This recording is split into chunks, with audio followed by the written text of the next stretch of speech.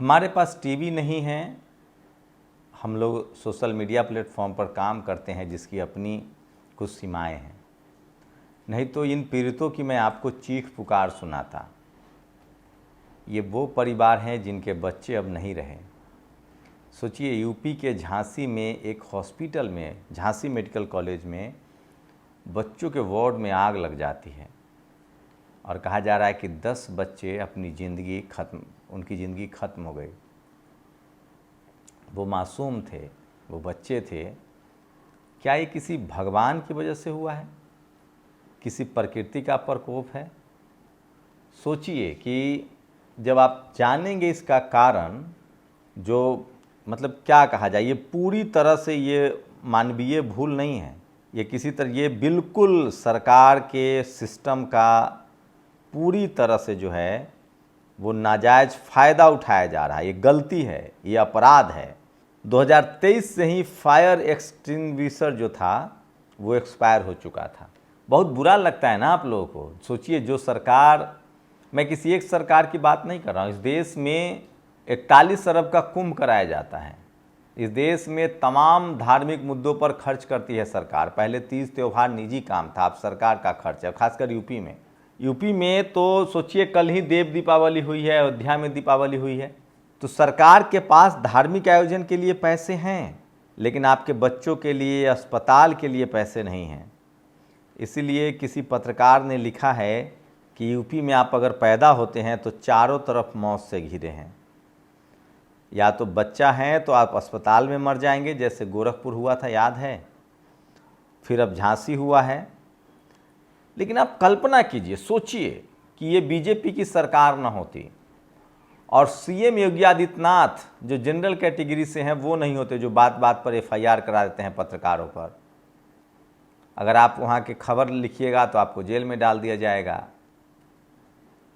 तो मीडिया की क्या भूमिका होती? आज शाम में सारे चैनल पर बहस चल रही। सोचिए, आप कल्पना कीजिए, अखिलेश यादव मुख्यमंत्री होते, या मायावती जी होती, या लालू यादव होते, या हेमंत सोरेन, कोई दलित पिछड़ा मुख्यमंत्री होता, और मान लीजिए पार्टी दलित पिछड़ों की होती, बीजेपी कांग्रेस ना होती, या मान लीजिए अब तो खैर ममता ही होती, कांग्रेस ही होती, तो क्या होता?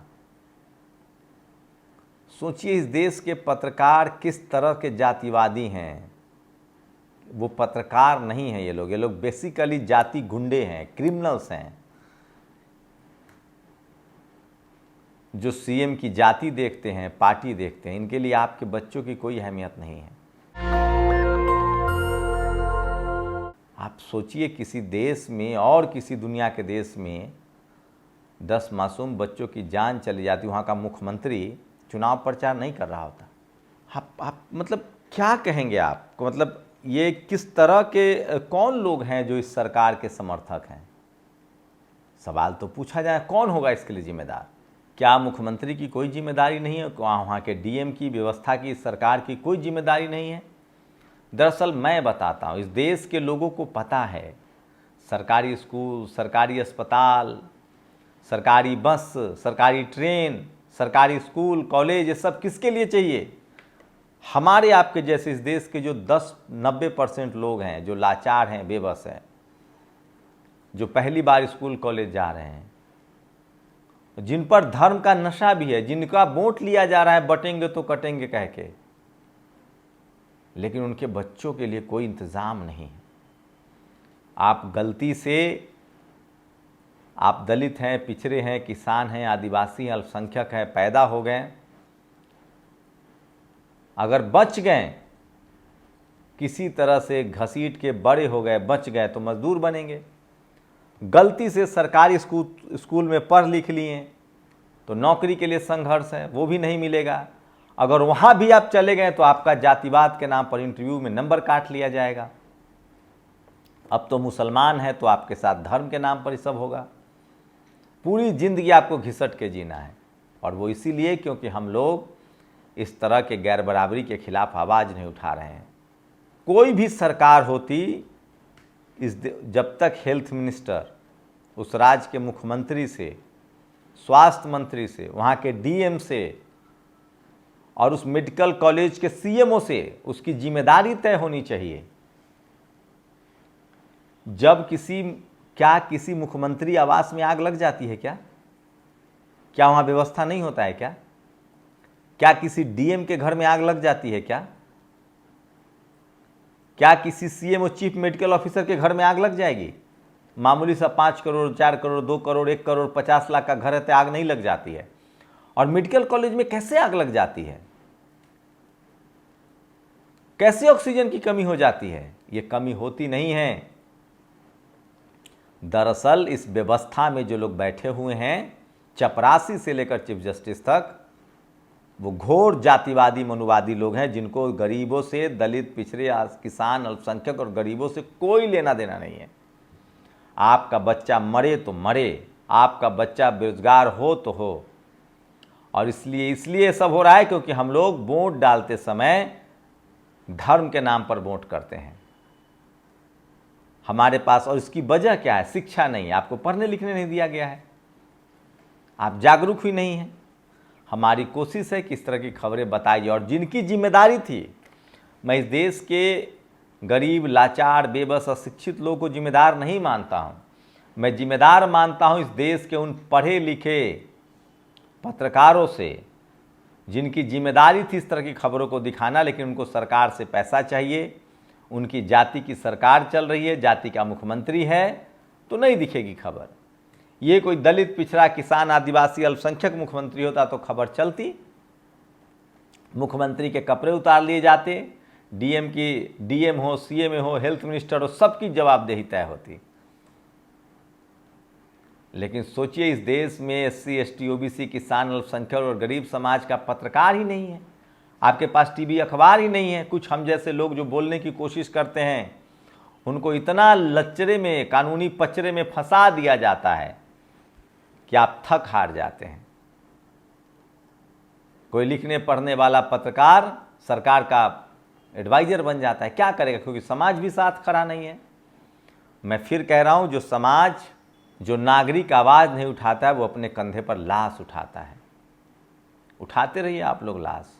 और मैं तो कहूँगा, बीजेपी के मुकाबले जो विपक्ष है, उसके सारे नेता बस ऐसे ही हैं, विपक्षी नेता। उनको कोई मतलब नहीं, वो चुनाव के समय बस चुनाव लड़ते हैं, बाकी दिन वो अपने घरों में पड़े रहते हैं।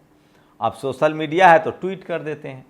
यही बीजेपी होती विपक्ष में, और मायावती की सरकार होती, अखिलेश जी की सरकार होती, मायावती जी की सरकार होती, तो आज बीजेपी के नेता सड़कों पर होते, टीवी में बयान दे रहे होते। टीवी उनके पास नहीं तो कम से कम सोशल मीडिया पर बोलिए। तो चलिए, हम लोग की जिम्मेदारी है एक पत्रकार के तौर पर आपको बताना, ये मौत नहीं है, ये हत्याएं हैं, ये लापरवाही है, ये कोई प्राकृतिक आपदा नहीं है। प्राकृतिक आपदा होता है तूफान, बारिश, ये आग लग जाना, ये ऑक्सीजन खत्म हो जाना, ये पूरी तरह से लापरवाही है, और इसके लिए कोई तो दोषी है। तो वो तमाम बड़ी खबरें जो मैं बताऊंगा। और स्वास्थ्य बिहार में तो गजब हुआ। पीएमसीएच में एक आदमी को गोली लगी, वो इलाज कराने आया तो उसकी एक आंख ही निकल गई, और डॉक्टर ने कहा कि चूहा खा गया है। वहाँ पांडे जी स्वास्थ्य मंत्री हैं, बीजेपी समर्थित नीतीश कुमार की सरकार है। और ये है झांसी मेडिकल कॉलेज में 10 नवजात बच्चे जिंदा जल गए। क्या लुफी इस पर? ये है वो परिवार वाले जो रो रहे हैं, चीख रहे हैं। क्या कहा जाए, मतलब झांसी यूपी मेडिकल कॉलेज में कल रात बच्चा वार्ड में आग लग गई। 10 नवजात बच्चों की जलकर मौत हो गई। करीब 37 बच्चे को रेस्क्यू कर लिया गया। प्रथम दृष्टया शॉर्ट सर्किट से आग लगी। आग लगने के बावजूद फायर अलार्म सिस्टम ही नहीं बच पाया। बीएसपी सुप्रीमो मायावती जी ने झांसी की महारानी लक्ष्मीबाई मेडिकल कॉलेज में आग लगने से 10 नवजात बच्चों की मौत पर दुखद घटना बताया है। उन्होंने कहा है कि यह लापरवाही है, दोषियों के खिलाफ सख्त कानूनी कार्रवाई की जाए। उत्तर प्रदेश में जिंदगी चक्रव्यूह की तरह है, हर द्वार पर यमराज खड़ा है। पैदा होकर जिंदा बच गए तो बड़े होकर पढ़ने, नौकरी करने के लिए प्रदेश से बाहर जाना पड़ेगा, वहाँ पर ठिकाने लगा दिए जाएंगे। बहुत ही दुखद है, बहुत ही तकलीफदेह है। और जिस सरकार की प्राथमिकता सिर्फ नफरत, जहर और कटेंगे तो बटेंगे हो, वहाँ मासूम ऐसे ही जलेंगे। झांसी अग्निकांड पर खुलासा, मेडिकल कॉलेज में लगा फायर एक्सटिंग्विशर एक्सपायर था, 2023 से ही एक्सपायर था। और 10 बच्चे जिंदा जल गए, हर कोई रो रहा था। इधर वी आई, सोचिए वो कोई वीआईपी आने वाले थे तो चूना डाला जा रहा था, क्या कहिएगा। तो ये सबसे दर्दनाक है, तकलीफ दे खबर है। अब कुछ ऐसी बड़ी खबरें जो सोशल मीडिया पर वायरल है और जो आपके लिए जानना ज़रूरी है। ये हैं social media influencer Ejaz Khan, जिसका चंद्रशेखर आज़ाद रावण ने समर्थन किया है, जो सोशल मीडिया पर आज वायरल है। और जाति खत्म हो गई है। सोचिए, हैदराबाद में ब्राह्मण मेगा जॉब मेला फॉर ब्राह्मण कम्युनिटी जॉब सीकर्स ऑन 25 दिसंबर। कह रहे हैं बटेंगे तो कटेंगे इस देश में। राजस्थान हाईकोर्ट के विद्वान जज वीरेंद्र कुमार ने SC/ST एक्ट के तहत मुकदमा न चलने के लिए भंगी जाति को जाति मानने से इनकार कर दिया है। कई राज्यों में भंगी शब्द साफ तौर पर जाति सूचक है। 3-4 शब्द को उन्होंने उससे निकाल दिया है। मैं आगे बताऊंगा। BSP सुप्रीमो मायावती जी ने भी उस पर आपत्ति जताई है। राजस्थान हाईकोर्ट द्वारा भंगी, नीच, भिखारी, मंगनी आदि शब्द वाले आरोपियों के ऊपर लगे SC/ST एक्ट हटा दिया गया है। सोचिए, तो जब तक कोलेजियम सिस्टम नहीं हटेगा तब तक इसी तरह की चीज़ें चलती रहेंगी। सोचिए किस तरह से राजस्थान के पाली जिले में एक SC समाज के डॉक्टर को चंद्रपाल सिंह, प्रहलाद सिंह, हनुमान सिंह राजपूत ने पहले गाली दी, धमकाया, कहा कि आरक्षण से डॉक्टर बन गए हो। और डॉलर के मुकाबले अफगानिस्तान से नीचे चली गई हमारी मुद्रा। किससे? सोचिए, अफगानी रुपया। मथुरा में बुद्ध मिले, खुदाई में बुद्ध मिले, बुद्ध ही बुद्ध मिले हैं। ये हैं नितिन मेश्राम जो गए हैं। और बर्दी में शराब पार्टी करते हुए एक दरोगा का वीडियो सोशल मीडिया पर वायरल हो गया है। दरोगा किसी मुकदमे की विवेचना के दौरान 1 लाख रुपए में डील कर रहे थे। दरोगा का नाम नहीं सुनिएगा, बलवीर सिंह, थाना हजरतपुर में तैनात है। बदायूं की खबर है। भाई साहब, जितने दरोगा वहाँ आते हैं ना, SPDM, सबके नाम में सिंह लगा है। कोलेजियम सिस्टम का जल्द से जल्द खत्म होना बहुत ज़रूरी है। सोचिए, भंगी, नीच, भिखारी, मंगनी शब्द को हटा दिया गया जाति सूचक शब्द से। तो ये सबसे बड़ी खबर है जो सोशल मीडिया पर वायरल है। और इसलिए मैं कहता हूँ कि सोशल मीडिया ही सच्चा मीडिया है, सोशल मीडिया ही बहुजन मीडिया है। और जब तक आप लोग इन गैर बराबरी के खिलाफ नहीं बोलेंगे, आपके नस्लों को ये सब झेलना पड़ेगा। सोचिए, गौतम बुद्ध नगर में 2 दर्जन से अधिक हमलावरों ने, जो त्यागी और ब्राह्मण समुदाय से थे, एक दलित समाज के युवक की हत्या कर दी। यहाँ पता नहीं, बुलडोजर तो अब चलना नहीं चाहिए, लेकिन कम से कम गोली भी नहीं मरे, कम से कम आरोपी गिरफ्तार तो हो। कुछ कर नहीं सकते तो उतर क्यों नहीं जाती, कुर्सी तो ही हैं। और सोचिए, ये जातिवादी मनुवादी पत्रकार अब बहस नहीं कर रहे होंगे। अब झांसी में नवजात शिशु का होगा बेहतर इलाज, NICU वार्ड में मिलेगा वर्ल्ड क्लास सुविधाएं। वर्ल्ड क्लास सुविधाओं में आग लग गई। फिर तो ये नवजात बच्चों की मौत नहीं, ये तो मर्डर है। अभिषेक उपाध्याय ने लिखा है। जब से सरकार ने उन पर केस किया है वो खबर चला रहे हैं। राहुल गांधी ने दुख जताया है। पीड़ित परिवार है तो सरकार के एजेंडे अलग हैं। ये कुलदीप है, झांसी मेडिकल कॉलेज अग्निकांड में इनका नवजात बच्चा भी था। आग लगती देखिए, अंदर घुस गए, कई बच्चों को बाहर निकाल कर लाए, लेकिन अपने बच्चों के बारे में कोई खबर नहीं है। सोचिए उस माँ बाप पर क्या गुजरता होगा। लेकिन हम लोग क्या कर सकते हैं?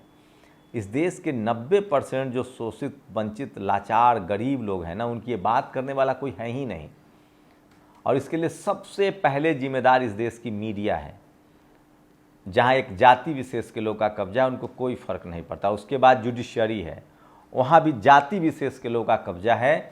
यही कोई गैर सवर्ण मुख्यमंत्री होता, गैर BJP का तो हाईकोर्ट, सुप्रीम कोर्ट नोटिस लेता, संज्ञान लेता। कैसे हो गया? कोई याचिका दायर करता। अखिलेश यादव ने चिंता जताई है। उन्होंने कहा है कि ये चिंताजनक है, सबके प्रति संवेदनात्मक है।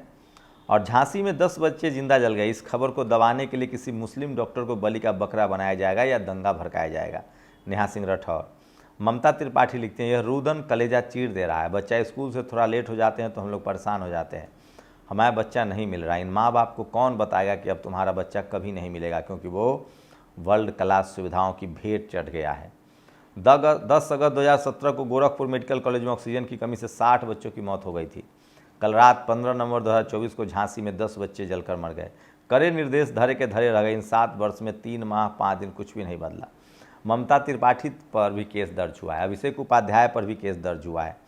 तो जो पत्रकार सवाल पूछते हैं उन पर केस दर्ज कर दिया जाता है।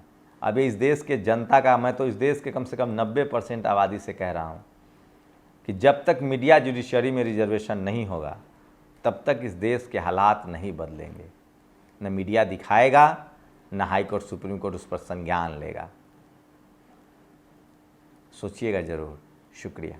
नेशनल दस्तक की आपसे गुजारिश है कि अगर इसको बचाना चाहते हैं तो नेशनल दस्तक को सब्सक्राइब करने के लिए रेड कलर के सब्सक्राइब बटन को दबाएं, फिर बेल आइकन की घंटी दबाएं। नेशनल दस्तक को बचाने के लिए बहुत ज़रूरी है कि हर खबर को शेयर करें, लाइक करें, कमेंट जरूर करें।